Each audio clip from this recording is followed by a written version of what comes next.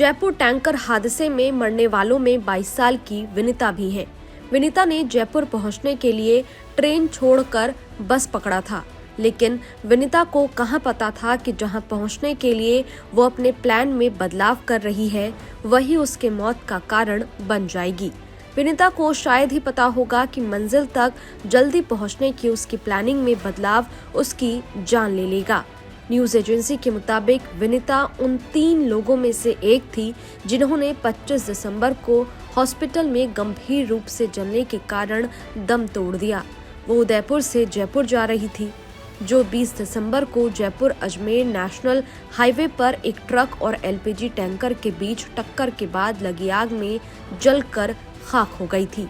वो बस के गेट के पास खड़ी थी और जयपुर में बस के रुकने का इंतजार कर रही थी, लेकिन स्टॉप से कुछ मीटर पहले ही आग की तेज लपटों ने उसे घेर लिया और वो गंभीर रूप से जल गई।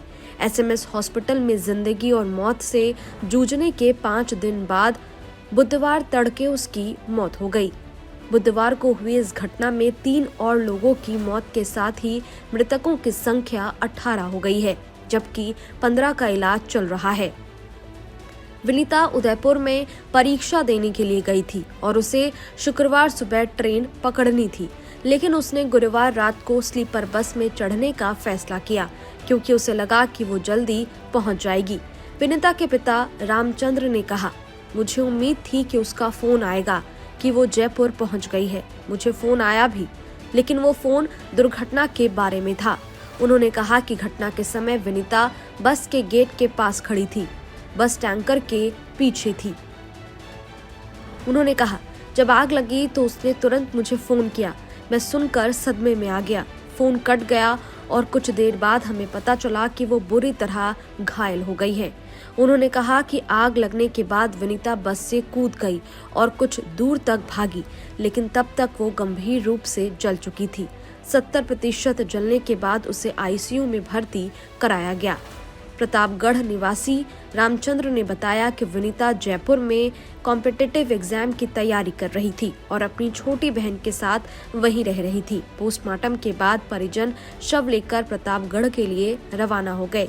एसएमएस हॉस्पिटल अधीक्षक सुशील भाटी ने बताया कि बुधवार को 3 लोगों की मौत हो गई। उन्होंने कहा कि 3 और मौतों के साथ अब तक कुल 18 लोगों की मौत हो चुकी है। भाटी ने बताया कि घायलों में से 2 की हालत अभी भी गंभीर है। आपको बता दें कि 20 दिसंबर को एक एलपीजी टैंकर और ट्रक के बीच भीषण टक्कर हुई थी, जिसके बाद 18 लोगों की इस घटना में मौत हो गई है।